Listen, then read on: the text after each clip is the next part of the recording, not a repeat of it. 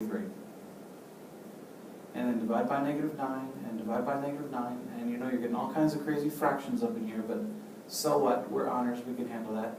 I always assign the negative to the top, so it's 43 over 9. And that's it. But I'm not done, because I still need x. So I'd go right back over here, and I would copy that down, and that gives me x equals -3y minus 7, and I'll make the substitution. So x equals -3 parentheses. Now what was y? That's right. It's -43 over 9 minus 7.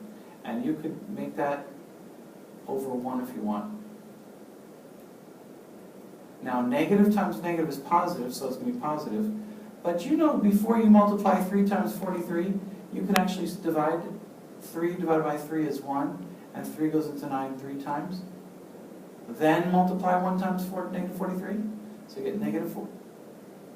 Oh wait, didn't we say it's positive? So we get 43, 1 times 3 is 3, minus 7 over 1. Now you cannot add those unless they have common denominators. And the lowest common denominator is 3, so I'll multiply that by 3. I'm going to multiply that by 3, and that says x equals 43 over 3 minus 21 over 3. Now 43 minus 21 is, in fact, that's right, 22 over 3. And that's what x is. X equals 22 over 3. So I've got my x and I got my y. Ooh, they like fractions in this book. All right. So here's your assignment from section 6.2. So it's going to be, here, let me give you a new page here. Ready? It's going to be 6.2 in your textbook. It's going to be page 371, and it's going to be numbers. Hold on.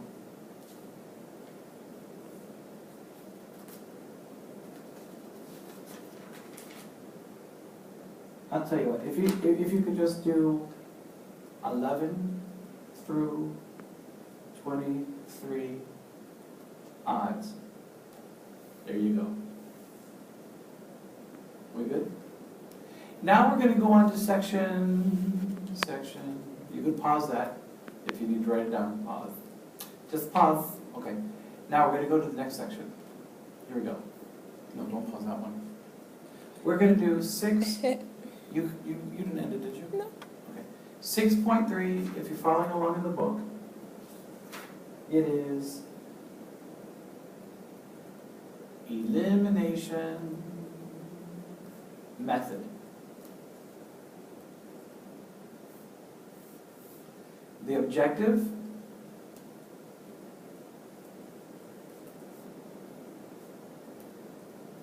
to solve systems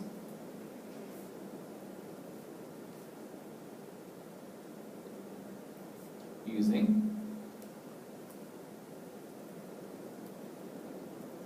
elimination. Well, to solve systems using elimination, the whole idea is that you have 2 equations, and the whole idea is that you should be able to add the 2 equations together.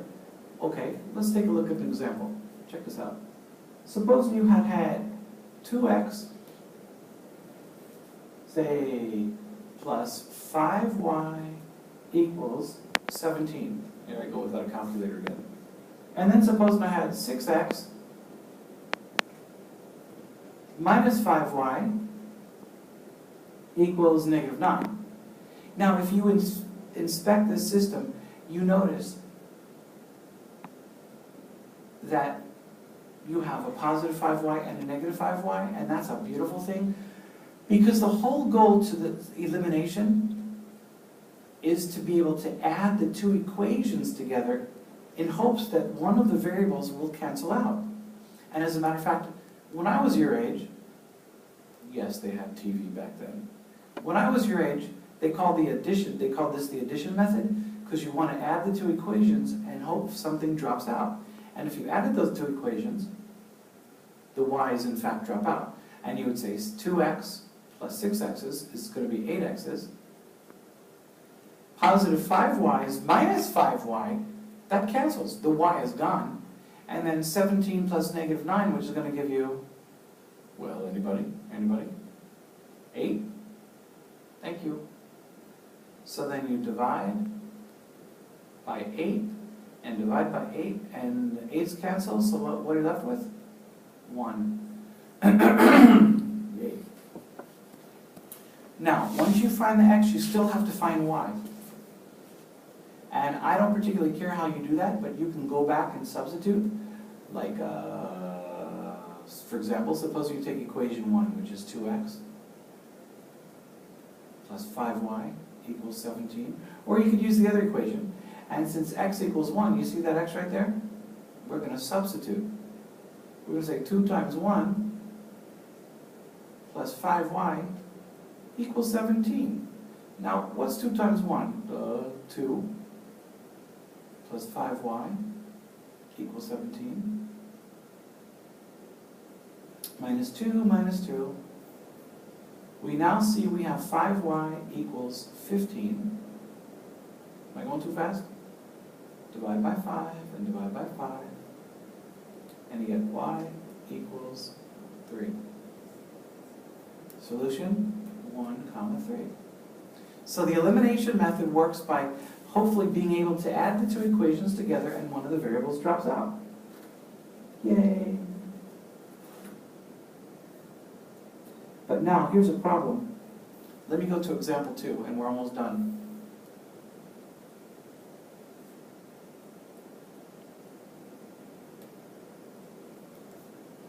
This is example 2 of the elimination method by David Cohen.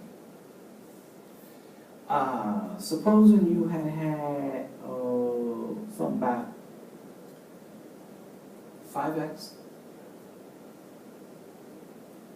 minus 6y equals negative 32, and then you had 3x plus 6y equals 48. Do you see anything that could cancel out right away just by adding? And you're right, the y's cancel out again. So 5x and 3x is going to be 8x. Negative 6y plus 6y, gone. And then negative 32 plus 48, which is going to be 16. How easy is that? Divide by 8 and divide by 8, and then x equals 2. Go back and substitute this back into the other equation. Or one equation, doesn't matter which one. I'm going to substitute it into 5x minus 6y equals negative 32. Thank God for calculators, but I'm not using one right now. So I'm going to put that 2 right there. So instead of 5 times x, I'm going to say 5 times 2 minus 6y equals negative 32. That's going to be 10 minus 6y equals negative 32. Minus 10 minus 10. Yeah. Negative 6y equals negative 42. Divide by negative 6, divide by negative 6. So what does y equal? Positive 7, that's right. Final answer? 2, 7. That means if you graph these two lines, they would intersect right there. And x equals 2 and x equals 7. So, I'm going to do one more with you, and then I'm going to leave you alone. You ready? And here it is. Last example. I love this example because it's so messed up, but watch. 3x plus 2y equals 1. Then you got 4x plus 3y equals negative 2. Now, which variable will drop out if I add the two equations together? Well, if I add these two, I get 7x, and if I add those, I get 5y. it does us no good to add the two equations together because nothing drops out. Is it lined up? Tricia? Is it lined up? You fell asleep? I did? The cameraman fell asleep. Yeah, I don't know if it, are you getting it all? Yeah, it's still. Okay, now, it makes no, don't be falling asleep while I'm videoizing this lesson. Okay, now, the whole idea to the elimination method is to add the two equations that something drops out, but nothing cancels out. Wake up. Now, God, I'm so boring, I'll put the cameraman to sleep. Okay, so what we do to fix that is this. How many, raise your hand if you're good with finding the lowest common denominator.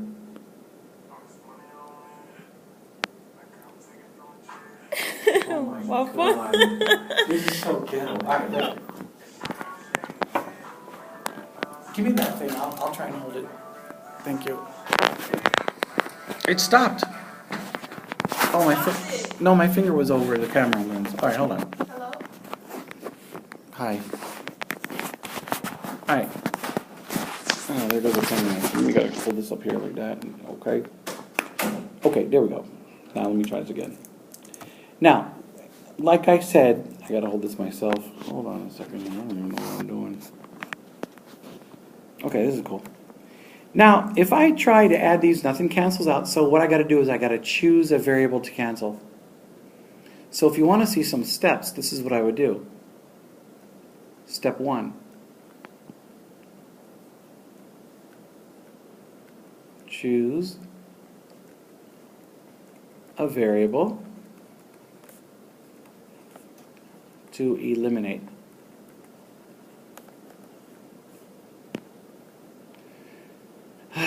It doesn't matter. If you ever get a variable whose coefficient is 1, choose that. Trust me. But in this case, choose a variable that you want to eliminate. And you could choose the x or you could choose the y. It doesn't matter. So, I'm going to choose, okay, what do you kids want to choose? Okay, you want to choose x? That's fine. Look at the x's. You see the x's right there? You got to look at the coefficient of this x, and then you got to look at the coefficient of that x. And when you look at the coefficients, think of the LCD for those two variables, and the LCD is definitely 12.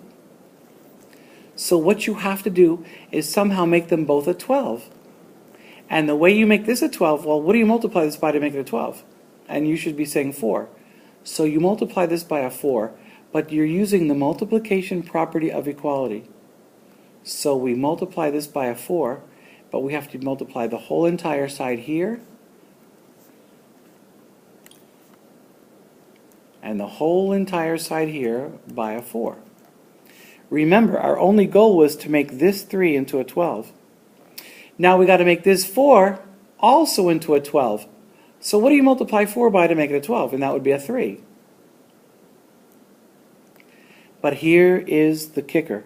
We don't want to just make this a 12 and make that a 12, because when you add 12 plus 12, you get 24. So we're going to use a negative 3.